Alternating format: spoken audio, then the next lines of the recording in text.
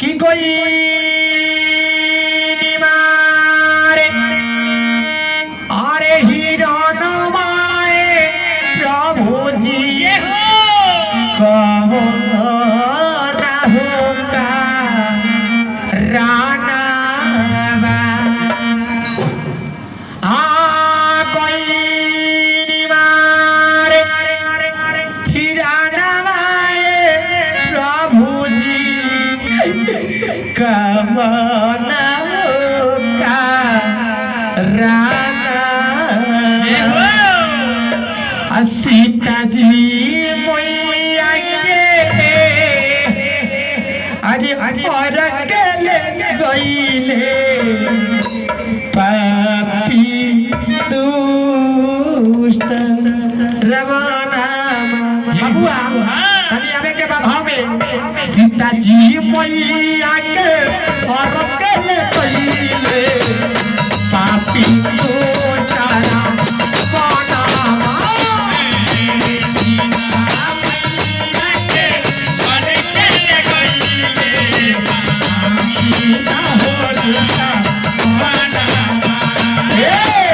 कोई बात ही रंगमय प्रभु जी का देहो का राना माने प्रभु जी का देहो का राना सीता जी मैया के भैया हो सीता जी मैया के और अकेले कईले पापी दूसरा बना है सीता मैया के और अकेले कईले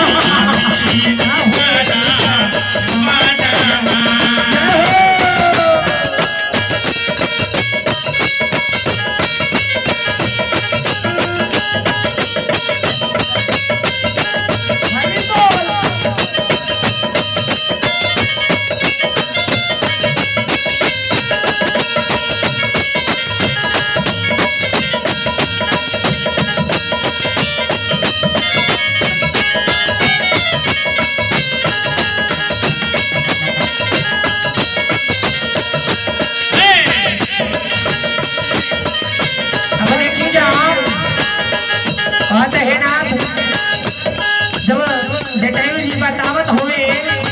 तो प्रभु श्री राम जी कहता बबुआ धन हो जटायु जी माता हो अवनी देवता हो पर ताना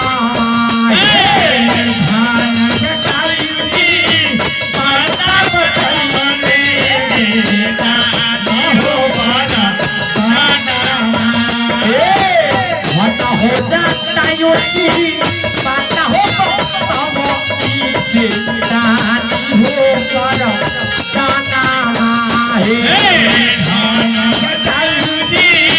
माता बतने देवता हो पर इस चरक के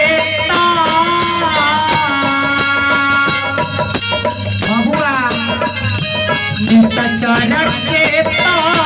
मारही हो खाते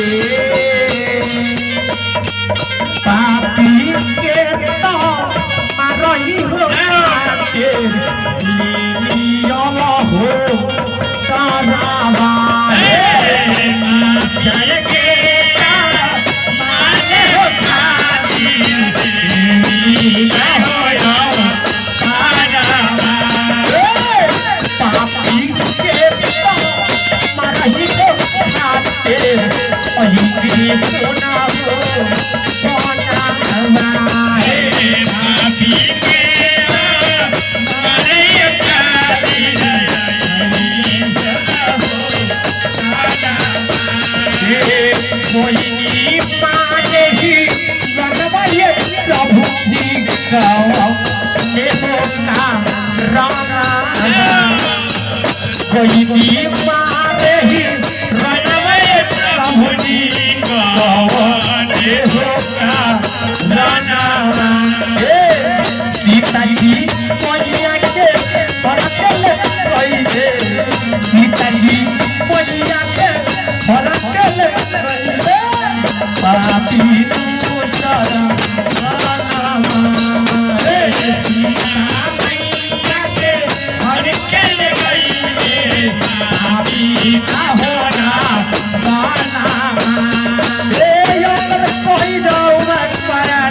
न सहे कछु पीर तिवारा